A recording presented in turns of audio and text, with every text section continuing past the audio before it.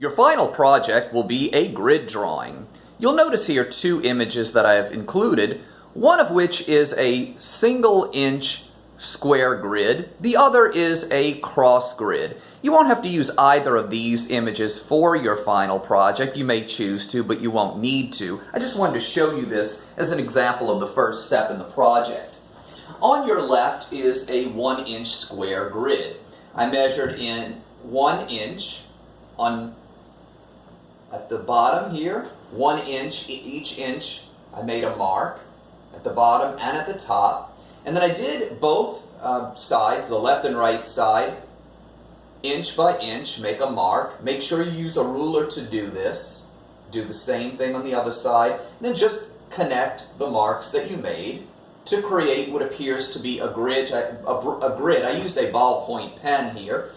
What you might be left with, though, is a row of rectangles on one side. In this case, it's at the top, which, because it didn't come out to an even number, an even whole number of inches, this way is about 10.5 inches vertically, it left me with a sort of row of rectangles that don't measure out to 1 inch square. That's okay. It'll work fine for your drawing. But the main point here is use a ruler.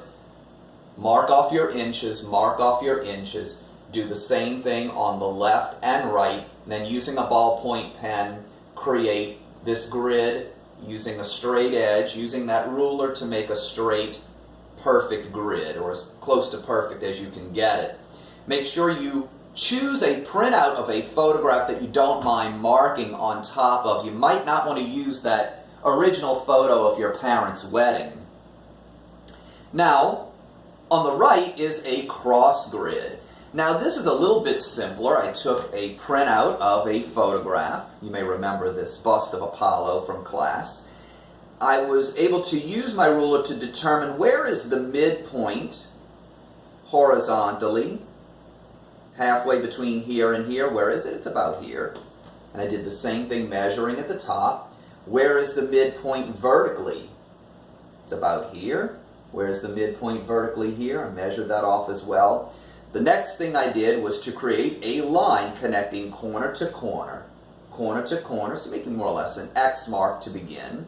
And then, using those midpoint marks, I connected this midpoint to this midpoint, this one to this one, this one to this one, and so on, so that you have more of a diagonal sort of grid. If you wanted to break this down further into a series of triangles, then you would notice where these lines toward the top cross each other. That should be your 1/4 point. You can make a horizontal line here, then connect your midpoints, make a horizontal line here. Notice where these lines cross one another. That's another quarter segment at the bottom. Make a horizontal line there as well, and that'll give you a grid of triangles as opposed to a grid of diamond shapes the way that we have here. So this is the first step in the process. When we move into the next video, I'll explain how you make a drawing using a grid.